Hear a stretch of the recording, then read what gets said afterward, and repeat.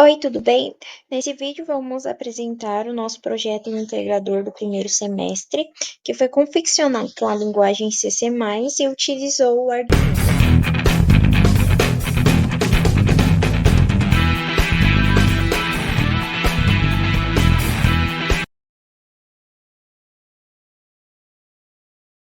Mas afinal, o que é a linguagem C++? É uma linguagem de alto nível que se originou da linguagem C e é orientada a objetos.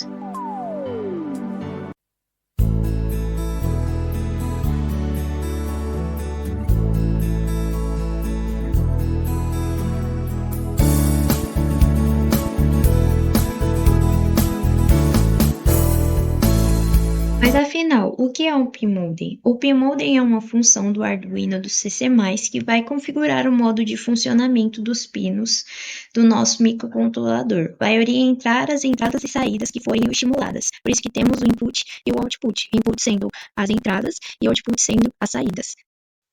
Neste código, a gente vai ver o filtro de média móvel, que é responsável por manter os valores estáveis. Nesse código, a gente vai pegar 25% do valor atual e somar a 75% do valor anterior. Assim, vamos somar e dividir por 4. Nessa função, a gente vai ter o UDLY LDR1 e o UDLY LDR2. No UDLY LDR1, vai detectar a saída se o LDR2 foi ativado antes.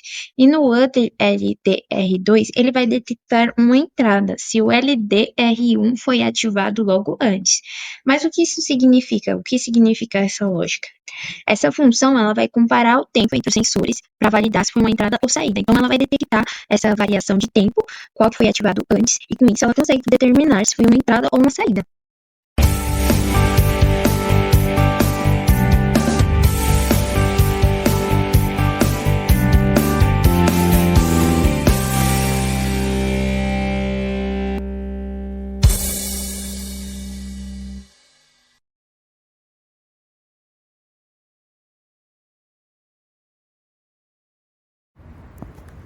Bom, eu sou o Fábio, faço parte do grupo de PI.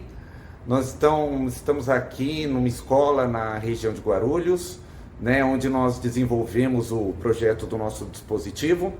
O dispositivo está instalado previamente aqui na porta, esse daqui é o Biratã, e nós vamos demonstrar então o que nós conseguimos até agora com relação ao nosso dispositivo de contagem na entrada e saída do controle de alunos, tá? Então, ó, o Biratã está entrando e saindo aí da sala, onde aqui eu tenho os sensores, nós colocamos de forma aqui ainda prévia, né? Vamos desenvolver isso mais para frente com o projeto.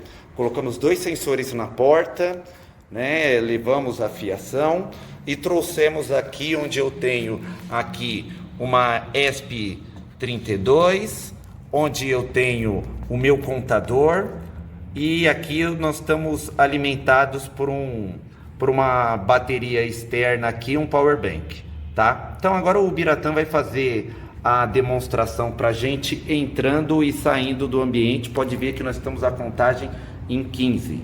Vai, o Biratã. Ele saiu, assim que ele saiu, diminui uma pessoa aqui na contagem. Agora ele vai retornar. Quando ele retornou, olha lá, ó, aumentou novamente 1 na contagem. Isso daqui vai servir para o controle dos alunos na entrada e na saída, verificando e contando quantos alunos tem na sala. Aí mais para frente, no próximo semestre de PI, vamos trabalhar então para desenvolver aí a questão de ligação com a web e também para desenvolver um banco de dados com esses dados. Agora eu vou mostrar para vocês como nós desenvolvemos nosso projeto. Todas as etapas e todos os desenvolvimentos que foram feitos até nós chegarmos no projeto final. Cabe destacar que nós iniciamos, né, nosso planejamento tentando utilizar o IDE Arduino. No decorrer do projeto, nós percebemos que talvez, se nós usássemos um código de MicroPython, nós conseguíssemos fazer um projeto mais alinhado com o que nós estávamos aprendendo nas disciplinas do curso. E nós começamos a fazer esse desenvolvimento buscando não utilizar as placas físicas, e sim simuladores, né? Como no caso aqui, nós estamos usando um simulador chamado Woki. Ele simula, né, a Raspberry Pi usando o código de MicroPython, né? Esse simulador também consegue usar também o código C usado na ideia Arduino, que também simula exatamente aquilo. No entanto, nós iniciamos nosso projeto buscando usar um código coerente com aquilo que nós estávamos aprendendo no curso. E o que nós fizemos? Nós desenvolvemos, através dessa interface, nós colocamos nosso display, não é? E a Raspberry ESP32, né, exatamente igual àquela que nós usamos no projeto. Como nessa bancada aqui nós não tínhamos como implementar um fototransistor, e o papel do fototransistor é como se fosse uma chave. Quando alguém corta a luz, a chave aciona e acontece alguma coisa. Quando a chave não é cortada, então quer dizer, ela não manda o sinal para a placa e a placa não conta nada. Só que nós tínhamos que fazer uma abordagem onde nós tivéssemos acesso tanto às pessoas que saíssem da sala, como acesso também às pessoas que entrassem na sala. Então qual foi a lógica que nós bolamos? Nós bolamos assim, colocamos 2 botões, onde aqueles botões que dão a sequência da saída da sala, nós decresceríamos, né, um valor do display.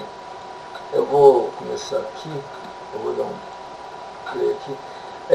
Então assim, na verdade acontece, então a sequência seria essa: se ele fosse de dentro para fora, ele acresceria 1. Desculpa, ele decresceria 1. Se ele fosse de fora para dentro, ele acrescentaria 1. Como nós podemos ver aqui. Então, se nós vemos aqui, o display está no 0. Se o aluno entrasse na sala, ele ia nesse sentido aqui, ó, né, que está o sentido do mouse. Então ele ia primeiro cortar o primeiro sensor aqui, depois cortaria o segundo sensor aqui, ó, né? Então seria esses dois princípios aqui, né? Primeiro ele cortaria o primeiro sensor aqui, depois o segundo sensor aqui. Então vamos lá, vamos pegar o primeiro sensor aqui e o segundo sensor aqui, ó. Também é que o sentido seria o contrário que eu falei, né?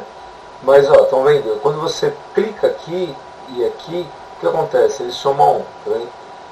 Está somando 1, somando 1, somando 1. Ou seja, o aluno tem que cortar os 2 sensores nesse sentido aqui para ele somar. Se ele cortar o sensor, ou seja, ele está saindo da sala, ele vai cortar nesse sentido aqui. Então o que vai acontecer? Ele vai cortar, primeiro passar por esse, depois passar por esse. Passar por esse, depois passar por esse. Ou seja, ele está decrementando um valor aqui. E dessa forma nós saberíamos exatamente como se o aluno estaria na sala ou não. Olhando o código aqui, vocês podem verificar que nós implementamos em MicroPython, que é um código exatamente igual ao Python. Na verdade eu desenvolvi esse código usando uma biblioteca, uma IDE chamada Spider, que é uma IDE baseada em pessoas que desenvolveram ciência de dados, assim, sabe? É uma biblioteca uma IDE bem próximo disso. Então se você pegar aqui, né, vocês vão ver que eu importei as bibliotecas, né, as bibliotecas já estavam padrão. Você tem que, esse simulador não carrega as bibliotecas de forma automática, você tem que carregar de forma interna, né, tem que vir aqui e fazer o upload da biblioteca.